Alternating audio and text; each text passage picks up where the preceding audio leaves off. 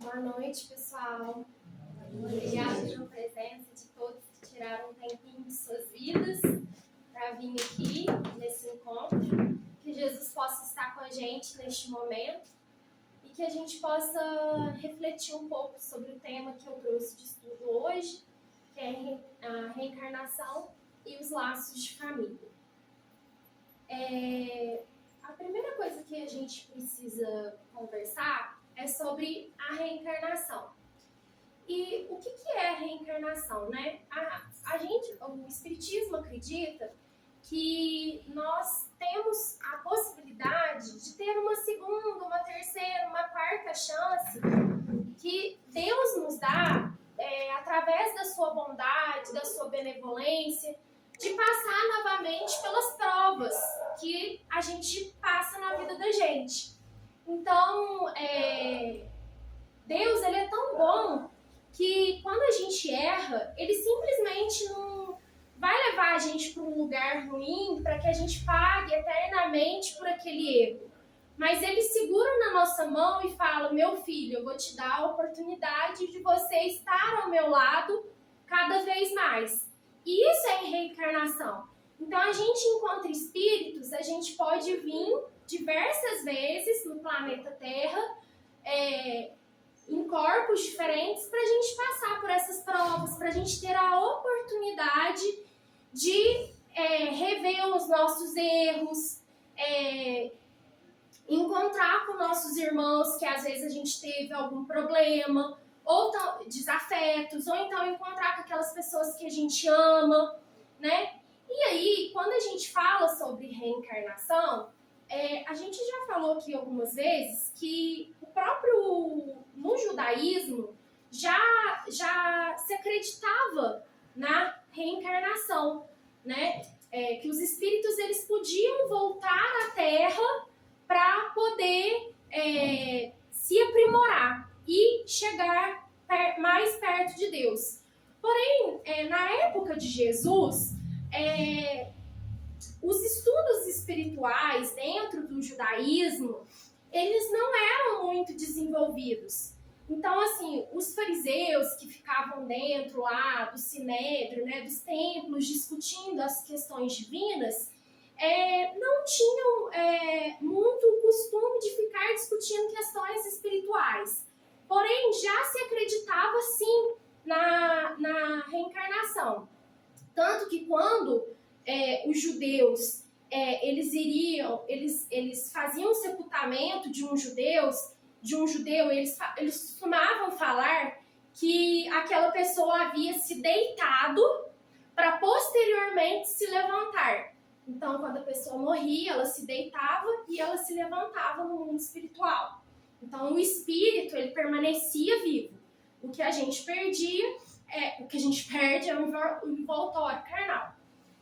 E dentro do Evangelho, dentro da Bíblia, a gente consegue, através dos ensinamentos de Cristo, ver que Cristo ele falava sobre a reencarnação, mas ele não utilizava o termo reencarnação.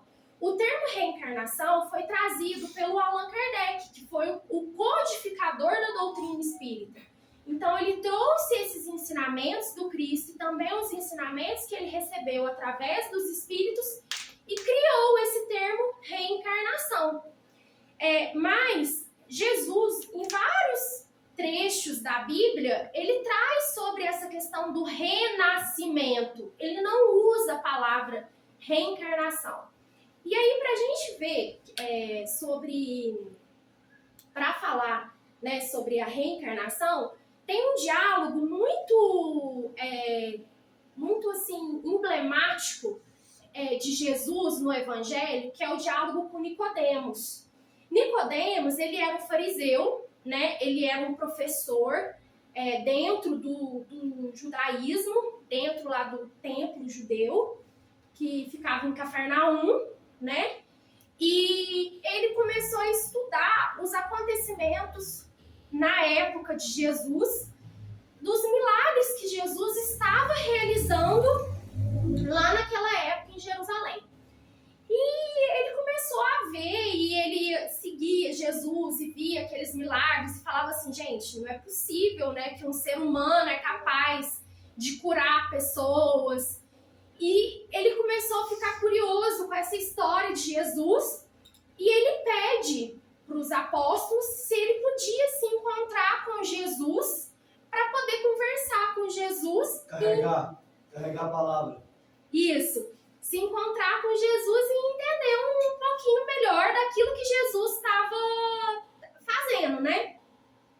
E nesse encontro com Jesus, que aconteceu na casa do pai de João Evangelista e Tiago Evangelista, que são 2 apóstolos de Jesus, ele diz para Jesus, né? Tanto que assim, ele tem tanto respeito por Jesus, ele como judeu, como chefe do templo, como professor, ele chama Jesus de mestre. E aí ele questiona, mestre, eu entendo que você ensina, que o que você ensina vem de Deus. Porque não teria como alguém realizar os sinais que você realiza e não ser de Deus. Se você não tiver com ele, não tem como. Então, me explica o que está acontecendo, porque eu olho para você e eu não consigo entender. Porque você não está dentro do templo, você não é um fariseu, você está andando com os pés descalços, com as pessoas mais pobres, os seus seguidores são as pessoas mais problemáticas. E Jesus começa a explicar para ele as verdades divinas e fala para ele, essa frase é muito emblemática: digo-lhe em verdade, ninguém pode ver o reino de Deus se não nascer de novo. Então, nesse momento, Jesus fala para Nicodemos que ninguém pode estar perto de Deus, estar nas esferas mais altas, né, nos mundos superiores, se não nascer de novo. Por quê? Porque a gente precisa primeiro nos purificar, a gente precisa cada dia mais nos tornarmos espíritos de luz, espíritos guiados pelo amor, pelo perdão, pela benevolência, pela caridade.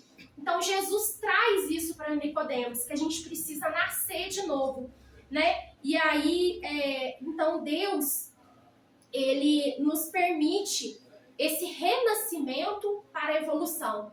E aí, no Livro dos Espíritos, né, o Allan Kardec, ele traz perguntas que ele faz para o Espírito da Verdade.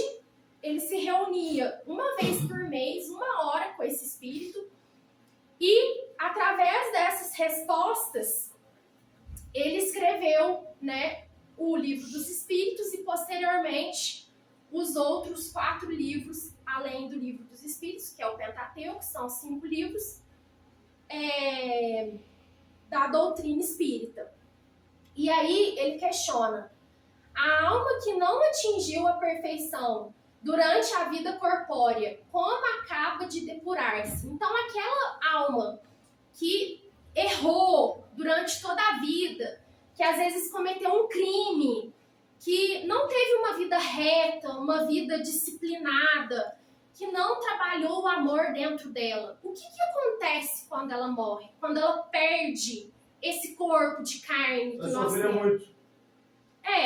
Aí os espíritos respondem que a gente tem uma nova oportunidade de ter novas existências. Então a gente vai sofrer, mas a gente tem essa oportunidade de poder vir de novo e repetir as nossas provas, de poder estar cada vez mais perto de Deus. E aí o Allan Kardec ainda questiona os espíritos da verdade, né? Qual é a finalidade da reencarnação? E aí, a finalidade da reencarnação é justamente a expiação, o melhoramento progressivo da humanidade, sem o que, aonde estaria a justiça divina. Então, a ideia da reencarnação é justamente a justiça divina, porque, igual uma palestra que eu vi do Haroldo esse tempo atrás, eu acho que até eu já trouxe esse exemplo aqui uma vez, que o Haroldo diz que a reencarnação é basicamente o seguinte: um dia você vai estar do lado da arma e vai dar o tiro. No outro dia, na outra vida, você vai receber a consequência daquele tiro que você deu. então você vai receber o tiro. E essa é a ideia da reencarnação, assim, né? A gente está usando uma metáfora para explicar, mas quer dizer o quê? Que tudo que a gente faz na nossa vida, a gente é responsável por nossas atitudes. Então, se a gente faz o bem para o outro, a gente está colhendo o bem que a gente fez. Mas se a gente prega o mal, se a gente faz o mal para o outro, o único que vai ser responsável e o único que vai colher aquele mal vai ser a gente mesmo. Porque às vezes a gente tem uma ideia de finitude, ou seja, que a vida ela é muito curta e que as pessoas não vão pagar por aquilo que elas fizeram. Quando a gente tem a ideia muito pequena da vida aqui. Mas quando a gente pensa na reencarnação, que aquela pessoa ela pode vir, às vezes, com dificuldades que ela criou em outro momento, a gente consegue entender a justiça divina. Outro exemplo muito bom sobre a possibilidade da reencarnação é o exemplo de uma mãe que é uma mãe muito boa, muito bondosa, uma mãe amorosa que criou seus filhos com amor, com carinho, que trabalhou, que sempre foi trabalhadora, que deu sangue de si para criar seus filhos. E no meio do caminho, um desses filhos se desviou do caminho e se tornou um pistoleiro que tirava vidas e fazia o mal. E essa mãe, ela faleceu, ela desencarnou, e quando ela chegou no plano espiritual, como ela foi uma mãe que cumpriu o papel dela de mãe, foi uma mãe amorosa, honesta, trabalhadora, ela chegou no mundo espiritual e ela foi para o paraíso. E esse filho, quando ele falece, desencarna, ele chega lá e ele vai para o inferno. Por quê? Porque ele fez o mal. E essa mãe, ela chega para Deus e fala, mas eu amo meu filho, independente dele ter feito mal ou não. Eu quero ficar com ele, porque eu fiz tudo por ele, mas ele se desviou do caminho. E aí Deus fala assim para ele, não, você fez o bem, seu filho fez o mal. Você vai para o céu, seu filho vai para o inferno. O problema é seu. E essa mãe vai triste para o paraíso. Ou então Deus fala assim, então tá bom, você ama seu filho, mesmo que você tenha sido uma pessoa boa, você vai ficar eternamente queimando no fogo do inferno. Qual seria a justiça nisso? Separar a mãe de um filho que ama ou mandar essa mãe para um lugar no qual ela não deveria estar? E aí a reencarnação vem resolver esse problema, que é, mãe, você é boa, você ama esse filho, filho, você errou, no momento, você não consegue estar no paraíso, mas essa mãe pode se unir, ajudar esse filho, e você, filho, você pode vir de novo e refazer a sua prova e não ser mais uma pessoa ruim. E vocês se amam, vocês vão ficar juntos. E isso é Deus. Deus nos dá a oportunidade a todo momento de refazer os nossos erros. E aí, então, a gente consegue ver a prova da reencarnação dentro, né, do Evangelho, da Bíblia, e que a reencarnação nada mais é que a demonstração do amor de Deus por nós. Que mesmo que a gente caia 1000 vezes, Deus estenderá a mão para nós 1000 vezes. Deus estará do nosso lado 1000 vezes. E a nossa evolução, ela é progressiva, ou seja, degrau por degrau. É uma parede de tijolinhos. Cada tijolinho vai sendo colocado e construído. E o tempo dessa evolução que a gente vai demorar, se a gente vai ter 1, 2, 3 encarnações, nós é que vamos dizer. Deus não impõe pra gente, olha, você tem que nascer perfeito e morrer perfeito. Não, Ele nos dá a oportunidade. E nós, como filhos, nós temos o nosso livre-arbítrio. Então, a gente pode escolher os caminhos que a gente vai tomar. A gente vai pro caminho do bem? A gente vai pro caminho do mal? Então, a reencarnação é essa oportunidade. Então, se fosse traduzir a palavra reencarnação em uma outra palavra, seria oportunidade. a oportunidade vinda do amor divino.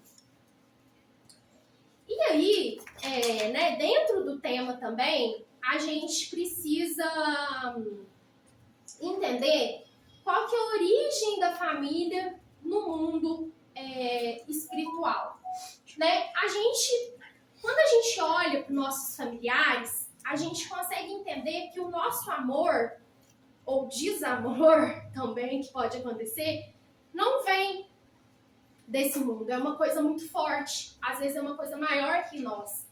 E aí, no livro O Consolador, né, do Chico Xavier, Psicografia de Emmanuel, na pergunta 175, o Emmanuel traz: o colégio familiar tem suas origens sagradas na esfera espiritual.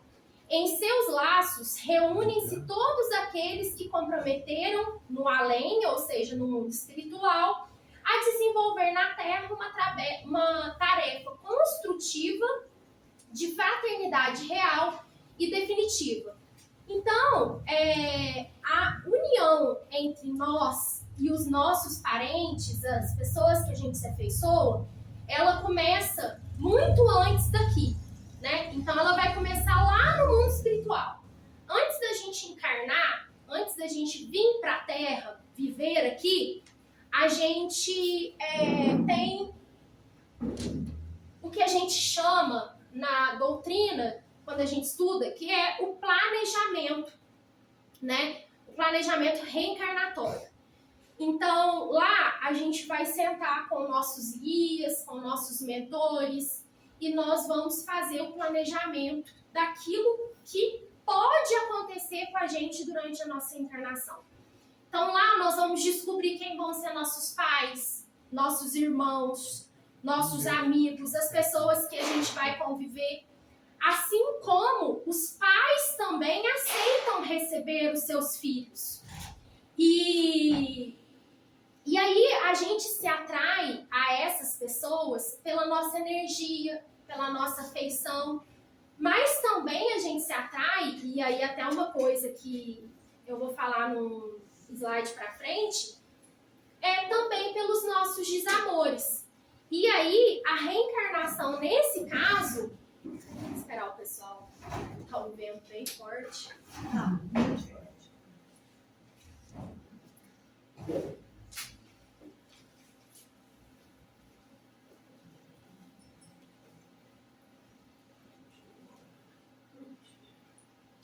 E aí, nesses casos, a gente vai ter na nossa vida uma oportunidade de reparação. Então, às vezes, a gente teve algum desafeto em outra vida, às vezes alguém que a gente fez algum mal, né? Imagina que maravilha que coisa mais linda. Deus quer que nós, assim como Jesus nos ensina, amai-vos uns aos outros, assim como eu vos amei, Deus quer que nós nos amemos, que a gente ame nossos irmãos. E, às vezes, a gente briga com algum desafeto, alguém do trabalho, algum parente, algum vizinho. Às vezes, acontecem assassinatos, uma pessoa mata a outra. Agora, você imagina que coisa mais linda que é uma oportunidade desses dois seres que se odeiam se amarem e ter um amor incondicional. Então, às vezes, uma mãe ter um filho que em outra encarnação foi um desafeto. E quando ela olha para aquela criança que ela acabou de parir e vê aquele olhar lindo, maravilhoso, e aquilo se transforma num amor que inunda. E através da bênção divina do esquecimento, aquele inimigo se tornou o amor da vida dela. Aquele que um dia foi o seu maior inimigo se torna o filho dela e se torna o seu amor. E é isso que Deus quer. Deus quer que a gente se ame. E às vezes é necessário que essas pessoas venham dentro do mesmo vínculo familiar. E aí, também no mundo espiritual, as pessoas questionam muito. Mas quando eu desencarnar, quando eu morrer, eu vou chegar no mundo espiritual, eu vou encontrar as pessoas que eu amo? Sim. A nossa família aqui, os nossos afetos aqui, as pessoas que a gente ama, os nossos amigos, a gente vai continuar também lá, sendo nossos amigos e nossos amores do lado de lá. E além deles, a gente ainda vai fazer novas conexões, novos amigos, né? E aí a gente até formar uma família no plano espiritual. Então, todas as nossas relações familiares aqui, que a gente tem que entender, elas são consequência e são guiadas por tudo aquilo que a gente construiu no mundo espiritual. Por isso que às vezes a gente tem uma ligação tão forte com algumas pessoas e às vezes não é nem da família da gente, que a gente olha para a pessoa e você consegue transmitir o pensamento. Às vezes, isso acontece muito com meu pai, tá aí, ele pode falar, é verdade. Mas às vezes eu tô em casa, passando mal. Ele sabe que eu passei mal. É impressionante. Ele sente, eu posso estar em outro estado, que isso já aconteceu também. Em outra cidade, dele ligar pro meu marido e perguntar se eu tava bem. Então, assim, essas ligações são ligações que foram construídas há muito tempo e que são de pessoas que se amam. E isso acontece quando a gente ama uma pessoa, né? A gente consegue sentir o outro muito além da barreira física. É a conexão espiritual. E isso se cria no mundo espiritual antes da gente vir pra cá. Então, antes de eu ser filha do meu pai e da minha mãe, antes de eu chegar aqui no mundo, antes da minha mãe, né, me ter, da minha mãe me parir, eu escolhi eles como pai e mãe. E eles me aceitaram como filha. Eles aceitaram passar por todas as dificuldades junto comigo, por todos os problemas, né, que eu já tive de saúde. Eles me abraçaram nessa jornada. E isso é a família. É abraçar, é trazer para juntos evoluir. Porque da mesma forma que eu tenho meus problemas, eles também vão ter o deles e eu também, de alguma forma, vou poder ensinar e auxiliar alguma coisa para eles. E a mesma coisa meus irmãos. E, às vezes, quando a gente briga com alguém da família, e acontece, gente. No mundo teórico é tudo lindo, maravilhoso, todo mundo se ama. Aqui dentro da casa espírita todo mundo se ama. Colocou o pé pra fora, gente, a gente ainda não tá num mundo que é um mundo de fraternidade, em que todo mundo se ama 100%. A gente vai ter, sim, conflitos com as pessoas e principalmente dentro da nossa família. Mas é dentro da nossa família que a gente vai crescer e que a gente vai evoluir, porque família é escola. Ninguém é colocado dentro de uma família que não tenha que ser naquela família. Às vezes a gente pode pensar assim, nossa, mas por que eu nasci nessa família? Mas por que eu tô passando por esse problema? Nossa, mas eu tenho esse irmão que eu não gosto. Nossa, mas eu tenho essa irmã que me dá trabalho. Nossa, mas esse filho meu só dá problema. Nossa, mas esse pai dessa mãe só me dá problema. Não, você está exatamente onde você deveria estar. E exatamente com as pessoas que você deveria estar. Mas isso também não quer dizer aceitar ser maltratado e aceitar receber violência e aceitar coisas ruins na sua vida. Não quer dizer isso. O que Deus, Jesus nos ensina? Que essas pessoas que são violentas, que às vezes praticam mal pra gente, mesmo dentro da família da gente, que são pessoas que a gente cria expectativa que essas pessoas deveriam ser as melhores pessoas na nossa vida por estar dentro do nosso círculo familiar. Mas às vezes são as pessoas que são as primeiras que nos dão as punhaladas nas costas. Jesus nos ensina que a gente tem que orar por essas pessoas. E que a gente tem que fazer a nossa parte. A parte delas é um problema delas. Elas vão ser julgadas pelos problemas delas, pelas atitudes delas. Da minha parte vai vir luz e amor. Quer dizer dizer que eu vou andar de mão dada, abraçando e beijando todos os dias essa pessoa? Não, não quer dizer isso. Mas minimamente, quando eu pensar naquela pessoa, eu vou tentar limpar o meu pensamento do ódio. Eu vou tentar enviar amor e luz para aquela pessoa. Quanto mais você odiar uma pessoa, quanto mais você querer aquela pessoa longe de você, quando você pensar naquela pessoa, pense numa luz descendo do céu e atingindo aquela pessoa. Por quê? Porque aquela pessoa, às vezes, ela ainda não está na mesma evolução espiritual que você. Às vezes, a gente precisa ter compaixão. A gente não sabe as atitudes que a gente teve com aquela pessoa em outra vida. Às vezes, hoje, aquela pessoa está fazendo mal para você, mas em outra vida foi você que fez um mal para ela. E agora você está recebendo esse mal.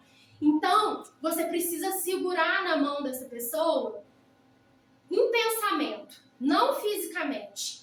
E aí, até uma vez eu vi uma palestra falando justamente sobre relações pessoais, né, de homem, mulher, casal, assim, né, sobre relações amorosas abusivas.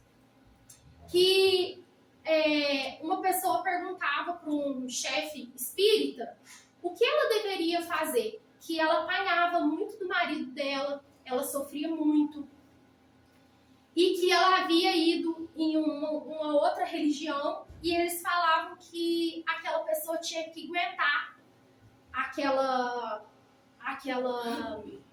situação que ela estava passando, porque ela tinha que passar o resto da vida com aquela pessoa. E o que o Espiritismo traz pra gente? Em primeiro lugar, a gente tem que estar bem dentro da gente pra gente estar bem com o outro.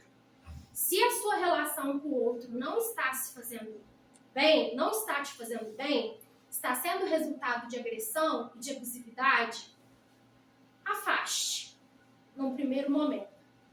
Mas afaste não com ódio, não com rancor. Ore por aquela pessoa. Mande amor por aquela pessoa. Sinta compaixão por aquela pessoa. Porque aquela pessoa que está fazendo mal para você, que está te agredindo, aquela pessoa ela é doente. Ela é digna de ser olhada com o amor de Deus. Aquela pessoa é um pequenino. Ela ainda tem muito a aprender. Ela tem muita coisa para passar. Agora, quer dizer que você precisa ficar com aquela pessoa? Não. Muito pelo contrário. A gente não tem que aceitar a abusividade. Não é isso que Deus quer de nós. E aí, trazendo sobre o que no Evangelho segundo o Espiritismo traz para nós sobre a reencarnação e os laços de família. Esse tema está no capítulo 4 do Evangelho segundo o Espiritismo, e no item 18 a gente encontra que os laços de família eles não sofrem destruição alguma com a reencarnação. Ou seja, tem muita gente do lado de lá que ama a gente. Tem muita gente do lado de lá que torce pra gente. Quando a gente pensa que a gente está sozinho, é o maior erro. Por quê? Porque a gente nunca está sozinho. Além da gente ter Deus, a gente tem as pessoas que estão do lado de lá. Quando a gente veio pra cá, a gente deixou muitas pessoas, muitos amigos do lado de lá. E eles continuam lá. E da mesma forma, as pessoas que estão aqui com a gente, que já partiram, continuam nos amando do lado de lá. Então, ao contrário, né, esses vínculos eles se tornam mais fortalecidos cada vez mais e mais apertados. No espaço, os espíritos formam grupos ou famílias unidos pela afeição, pela simpatia e pela semelhança de inclinação. Quando a gente lê os livros, né, que a gente tem romances, a gente tem livro de filosofia espírita, a gente vê que aqui é uma cópia imperfeita do mundo de lá, porque lá é perfeito, aqui é imperfeito, aqui tem problemas, lá não tem. Então, assim, né? Dependendo do plano que você tiver. Então, lá, a gente também se agrupa com a nossa família, as famílias também têm casa. Quando a gente chegar lá, nossos familiares, se já tiverem evoluído, já estiverem trabalhando, eles também vão ter a casa deles esperando a gente, com um cafezinho gostoso, com um abraço amoroso, igual aqui. E felizes por se encontrarem juntos, esses espíritos buscam uns aos outros. Então, quando a gente está no mundo espiritual, a gente se atrai. A encarnação apenas separa momentaneamente. Então, quando a gente perde alguém, ou quando a gente vem para cá, é apenas uma fase. A gente vai voltar a ficar junto. Porque ao regressarem à erraticidade aqui quer dizer mundo espiritual, reúnem-se novamente como amigos que voltam de uma viagem. Então, quando a gente encontra, tem aquela coisa gostosa, a gente conta um para o outro as experiências, é isso. E muitas vezes até seguem juntos na mesma encarnação, vindo aqui reunir-se numa mesma família ou no mesmo círculo, a fim de trabalharem pelo seu mútuo adiantamento. A família, não necessariamente só quem está na família da gente, que a gente teve esse contato no mundo espiritual. Às vezes a gente tem algumas pessoas que a gente olha e a gente tem um carinho muito grande por elas, né, Samara? E a gente abraça essas pessoas, e a gente gosta de ficar junto com essas pessoas. E a gente vê que é um amor que não é daqui. Porque por mais que você não tenha um vínculo sanguíneo, você ama aquela pessoa. Você sente agradável estar junto com aquela pessoa. Você não nasceu do mesmo útero, você não nasceu na mesma família, não nasceu na mesma casa. Mas ela faz parte da sua família espiritual. Ela faz parte do seu círculo de amizades. Então, a união e a afeição que existem entre pessoas e parentes são um índice de simpatia anterior que as aproximou. Então, quando a gente sente esse afeto, muitas vezes quer dizer que são pessoas que a gente conhece a longo prazo, a longo tempo no mundo espiritual. Deus permite que nas famílias ocorram essas encarnações de espíritos antipáticos ou estranhos. Ou seja, Deus permite. A gente, um dia, pediu para estar aqui junto com essas pessoas. E Deus nos permitiu isso. Deus falou, irmãos, reconciliai-vos. E permitiu esse encontro para que dentro da família fosse formada uma escola para que a gente aprendesse. Com o duplo objetivo de servir de prova para uns e de meio de progresso para outros. Assim, os maus se melhoram pouco a pouco ao contato dos bons e por efeito dos cuidados que lhes dispensam. E aqui quer dizer o seguinte, que às vezes, na mesma família, a gente não vai ter pessoas que vão estar no mesmo patamar evolutivo. Então você vê que tem gente que é mais carinhoso, tem gente que é mais bravo, tem gente que é mais bondoso, tem gente que é mais avarento. Por quê? Porque Deus coloca todo mundo junto para um ajudar o outro. Quando uma pessoa tem uma atitude boa, aquele exemplo dela vai servir para outra pessoa. Os bons exemplos, eles arrastam. E é isso que Deus faz. Ele junta pessoas que estão em evoluções diferentes para juntas de mão dadas através do amor conseguirem chegar mais perto dele. E no item 22, com a reencarnação e o progresso a que ela dá lugar, todos os que se amaram se tornam a encontrar na Terra e no espaço, e juntos gravitam para Deus. Qual que é o objetivo? Deus.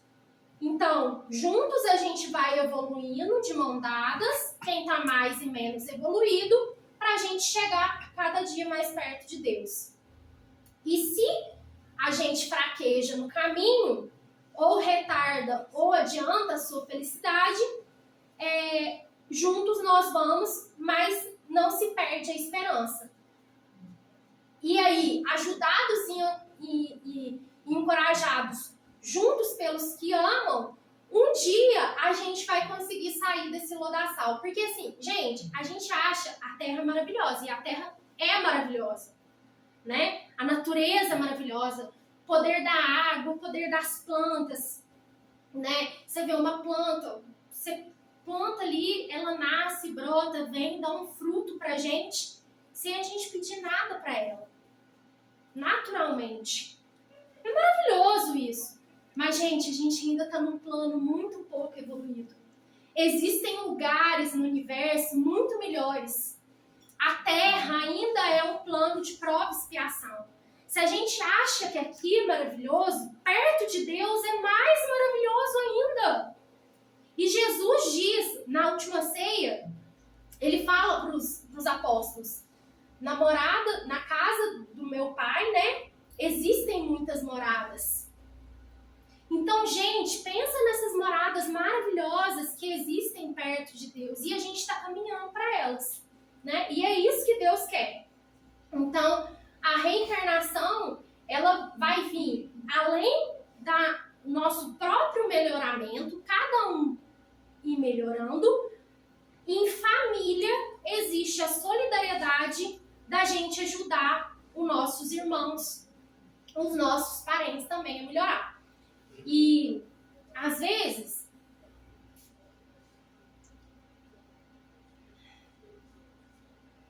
existem espíritos que eles vêm em missão pro planeta.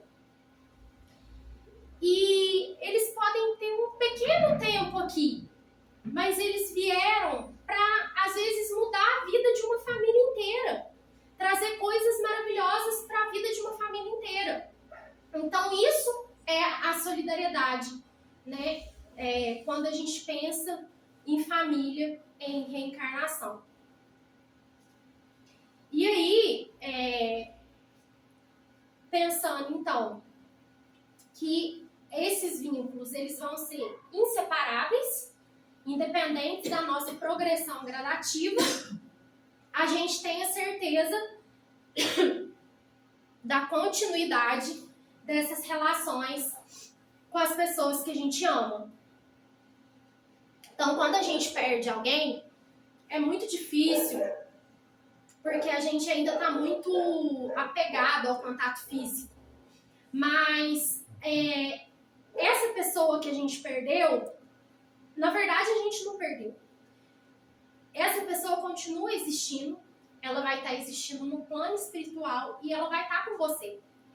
Então, esse vínculo de amor verdadeiro que existe entre a gente, ele não se perde com a reencarnação. Ele não se perde quando a gente perde alguém. Fisicamente, né? E aí um pouco do que eu já falei anteriormente sobre espíritos que são antipáticos ou estranhos, membros de uma mesma família. Às vezes você olha para uma pessoa dentro da sua família e fala assim, nossa, essa pessoa não tem nada a ver comigo. Essa pessoa pensa totalmente diferente de mim, age totalmente diferente de mim. Mas, propositalmente, essas pessoas, como eu disse, elas são colocadas dentro do mesmo círculo familiar. E a Joana de Ângeles, no livro SOS Família, ela traz que a família é um grupo de espíritos normalmente necessitados, desajustados, em compromisso inadiável para a reparação, graças à contingência reencarnatória. Quando nós ainda estamos num planeta de prova e expiação, a gente ainda necessita evoluir muito e resgatar muitos débitos que a gente teve em vidas passadas, a gente, às vezes, propositalmente, Deus permite que a gente venha com essas pessoas que a gente acha que são totalmente diferentes da gente. Mas se não fosse o vínculo da família, seria muito pior. Porque pensa só, se você olha para aquele ser humano, você não se enxerga nele. Muitas vezes chega a odiar. Olha para aquela pessoa e fala, não é possível que exista um ser humano que está neste nível de evolução. Não é possível que tenha uma pessoa que faz isso.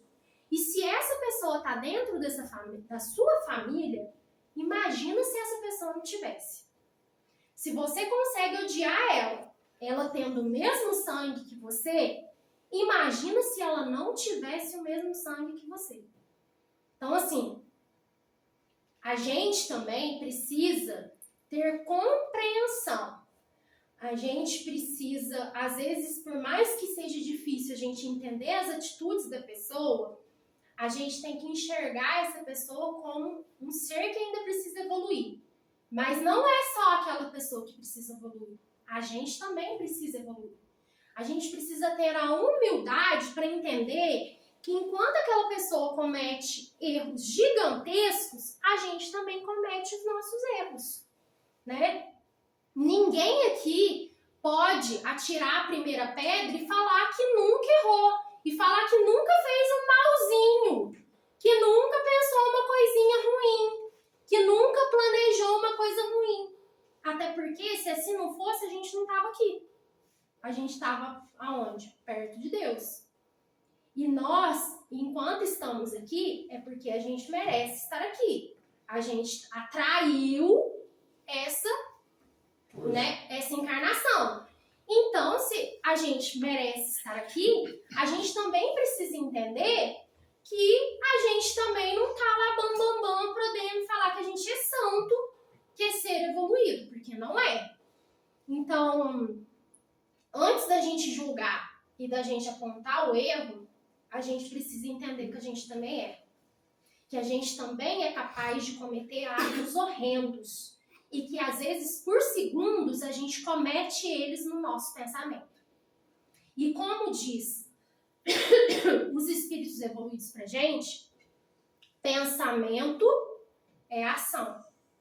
Tudo aquilo que eu penso, eu jogo pro universo, e à medida que eu jogo pro universo, aquilo existe. Ou seja, se eu também penso coisas ruins, eu também não estou muito evoluído, porque essas coisas ruins estão acontecendo no universo. Então, essa oportunidade de encontro desses espíritos que são antipáticos e que são estranhos é uma oportunidade de progresso, né? Então, vai ser progresso para uns e prova para outros. Vai ser prova no sentido de que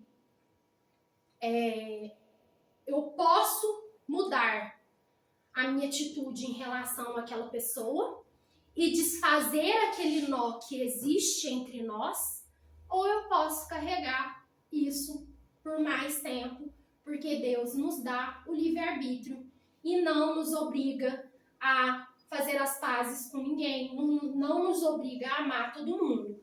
Deus não nos obriga a isso. E aí, quando a gente está no mundo espiritual, a gente cai na real, né? Que a gente errou, às vezes, com algumas pessoas e que a gente teve, né? Que a gente caiu e que a gente tem novas oportunidades. E aí, eu volto ao que eu falei no início, que a reencarnação é uma oportunidade e que a gente tem a oportunidade de reparar o erro. E aí é nisso que a gente pede muitas vezes para tá vindo reparar esses erros. Então vão ser resgates de conflitos entre esses espíritos. E aí o André Luiz, ele traz, para mim, é um resumo de tudo que eu falei hoje aqui. Ele traz no livro Nosso Lar, no capítulo 30, o André Luiz é um espírito que o Chico Xavier, né, ele psicografou alguns livros, e o André Luiz conta a vida dele no mundo espiritual. E aí ele traz o seguinte: atravessamos experiências consanguíneas na Terra para adquirir o verdadeiro amor espiritual.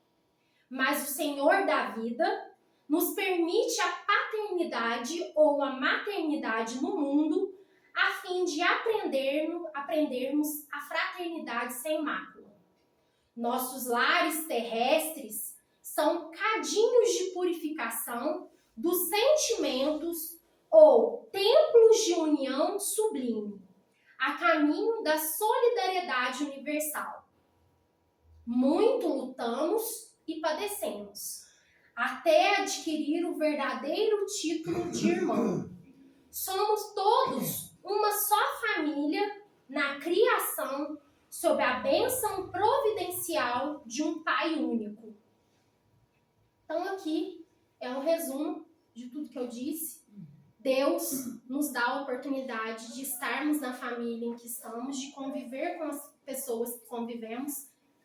Lembrando que família não é só quem tem um vínculo sanguíneo, né? Quem nasceu do mesmo pai, da mesma mãe. Às vezes a família é o fruto que a gente vê no mato. Isso, é verdade. Família pode ser o seu cachorrinho, o seu pet, o seu gatinho.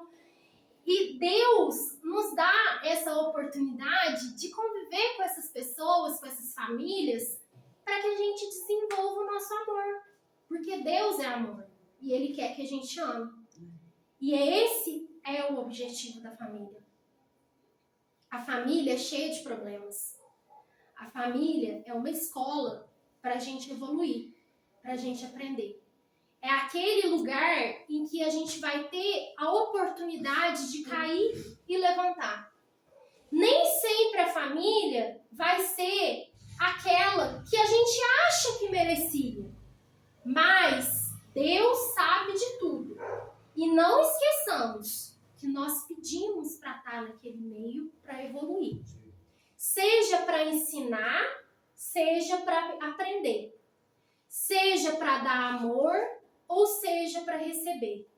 Seja para abraçar, seja para levantar. Que nós possamos amar mesmo aqueles que dentro do seio familiar nós achamos que são nossos inimigos.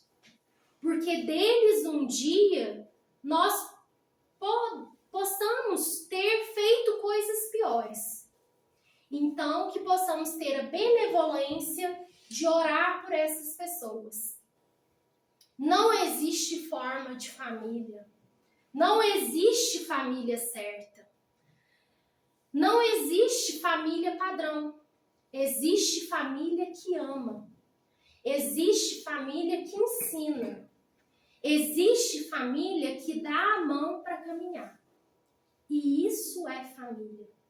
Em lugar nenhum no Evangelho e na Bíblia, a gente vai encontrar escrito que família é pai, mãe, filhinho. Família pode ser pai e pai, mãe e mãe, avó e filho e neto, tio, tia. Pode ser várias formas, desde que o amor ali prevaleça, para que as pessoas que fazem parte daquele círculo se enxerguem, se amem, se abracem. E isso é família. É isso que Deus quer de nós. E que nós possamos ser família para outras pessoas. Que nós possamos acolher. Que nós possamos abraçar. E que se a gente acordar um dia de mau humor, virado, né, sem querer conversar, que a gente pare, feche os olhos, respire fundo, agradeça a Deus pela oportunidade e tenha paciência com aquele mais próximo, a mesma paciência que a gente tem com as pessoas de fora. Porque quem está dentro do lar é aquele que foi escolhido por nós para as batalhas diárias. Gente, é isso que eu queria falar hoje. Maravilha. Agradeço todo mundo que veio aqui um pouquinho. E é isso. Samara vai fazer a prece final, né, Samara? Boa, obrigada.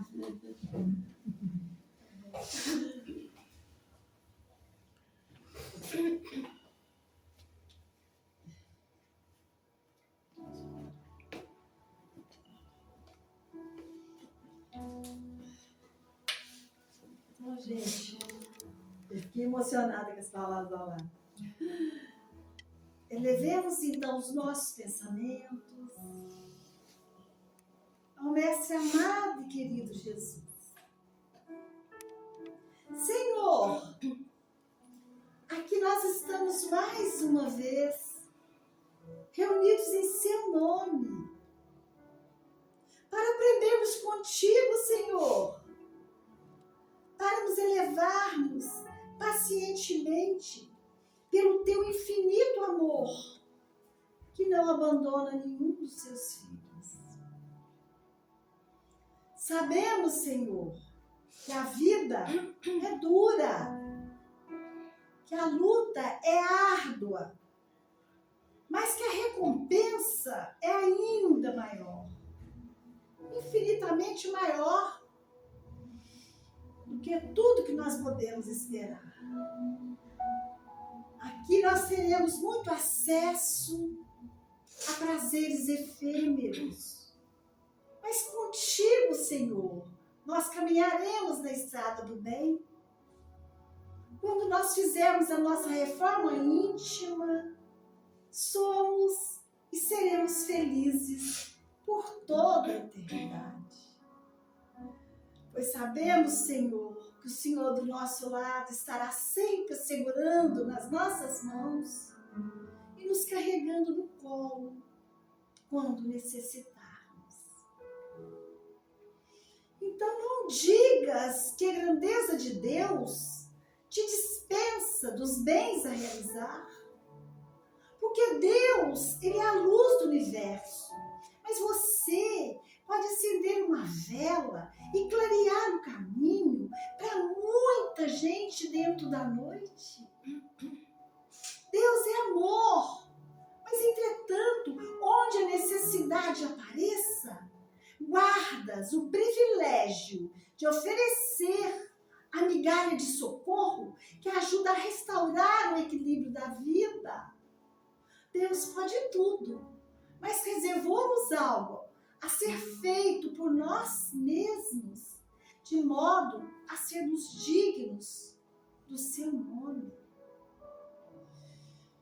Então, obrigada, meu Deus, pelas graças então que nos foram então concedidas nesses momentos de prece, em que nossos espíritos entraram em comunhão convosco.